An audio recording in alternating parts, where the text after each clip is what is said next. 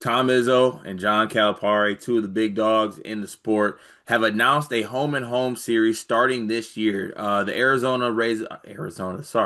Arkansas Razorbacks will be visiting Michigan State and the Breslin Center this year to take on the Michigan State Spartans. Now, Tom Izzo is not pulling any punches with his non-conference schedule this year. UNC's on there, Kentucky's on there, Duke is on there. Now Arkansas is on there, and it will be a home and home series with them going out to Bud Walton next year, which is one of the craziest environments to play in.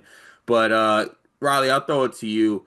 This one was one I did not even get any inklings of like happening or even in the Mm. works. But a Tom is first of all a Arkansas Michigan State home and home is fun. That's fun itself.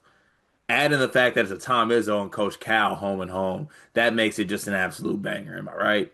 Yes, and to even add to that, Cart, this confirms that Izzo is not going to retire until he is deceased. This No, is you know what this is. If it doesn't go well this year, we're out. The coach next year, have fun taking your first year team to Bud Walton. I didn't mean to set you See, up for failure, but go ahead. I think it's the opposite when you look at this schedule. Is Izzo's like, yeah, I'm not going anywhere. I'm still scheduling this gauntlet. I love it. I love this move. I think, we've had some conversations off air about how terrible like this Maui field is, how boring the Battle for Atlantis field is. The Battle for Atlantis field is like, okay, the meme, he ain't do nothing but step back, Yeah. the before and after. Yep. It's basically like a Cayman Islands classic that always has like the fun plucky mid majors and a bad ACC team. It's like they did that and just moved it back to Atlantis instead, which is like this is not what Atlantis is supposed to be. As we're watching our favorite non-conference tournaments crumble around us, I am grateful for guys like Tom Izzo and John Calipari for still scheduling hard, making sure we get some marquee matchups. And yeah, it's like two old school legendary coaches who have still managed to transcend eras and navigate this modern version of college basketball quite admirably. I mean, you can take your shots at Izzo if you want with his general resistance to the portal, but again, Cart, how many games did Michigan State win with the Big Ten by last year? Three. Yeah, so you get to talk that talk for at least another year until Michigan State is in a dogfight in a bye game or an exhibition game against Saginaw Valley State or something, and it's like, why are my Spartan dogs not dogging? But that's not for a couple months. So for the time being, we're gonna keep gassing them up. Hey, I'm gonna keep gassing on too. And it was funny. I sent this tweet out yesterday, and I truly actually did mean it. I'm stuck in between. This is a crazy schedule for Michigan State's roster, and Izzo scheduling like this because he loves this roster. It could be Mm. either way. What I will say is that it's interesting. Tom Izzo's a coach that has a it's the words escape me, but he's known as a coach that he'll play anybody, right? He will do that. He will schedule tough in the non-conference. He's not like a Kurt Cinetti to throw that out there. He's not going to schedule like Scott Drew, with all due respect. Their non-conference these last couple years has been absolutely embarrassing. Hmm. He's going to challenge his team. He's going to put his money where his mouth is. And I appreciate that about him. Can I play devil's advocate here for just 2 seconds though? Please do. What are we gonna do if the roster and the team aren't that good and we're just getting thrown to the wolves? I mean the wolves. There is like a worse. There's I can't even say this because Izzo gives you such a high floor that this is not going to happen. I would say there are some slight similarities to UNC last year, my program that just decided to schedule every top 10 team, whether it was the Jumpman Invitational against Florida, whether it was going to Allen Fieldhouse. I get it, Kansas wasn't that good ultimately, but playing that loaded Maui slate back when Maui used to mean something against Auburn, against your Spartan Dogs. Played a lot of good teams in the non con, lost every game except when Mick Cronin did when Mick was Mick, to use another one of our favorite cliches, and blew a lead late and let my Tar Heels walk out of MSG with a win. Carolina got down 20, literally by 20 in every contest they played against like top 10 teams.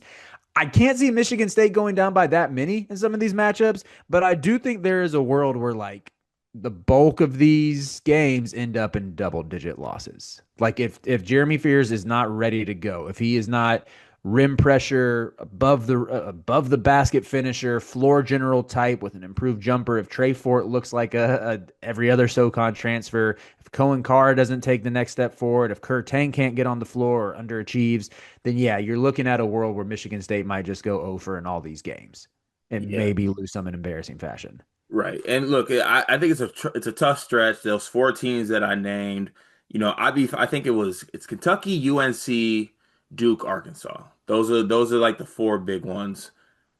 Give me 2-2. Mm-hmm. If I get 3-1, stay off the timeline. I'm gonna have words. I'm gonna have big words for everybody. If we're 0-4, also stay off this timeline, or 1-3, because I'm not gonna be happy. But in any regard, I think Michigan State's gonna test themselves. And look, I'm all for at its core, as a college basketball fan, I want the best teams to play each other.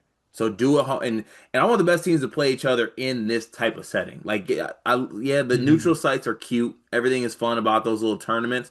Let's go home and home. Like, come into our crib. I'll see you at your crib the next season, and let's make it happen. Are we gonna get a UNC home and home anytime I soon? wish they're playing a neutral court. I can't remember where is that game? It's in Florida, I want to I say. think so. Yeah. What are we doing? Let's do Breslin Dome. Come on. Yeah. Come Like, on. I need a reason to make my way to the Dean Dome. I feel like Hubert and Izzo would low key get along great because Hubert is at his core very old school. And I think that explains a lot of his struggles transitioning in this era. And because he doesn't have the coaching prowess and the pedigree of Izzo, I bet they would chop it up. I guarantee you, in behind closed doors, Hubert would be saying, man, I wish I didn't have to use this hefty NIL budget.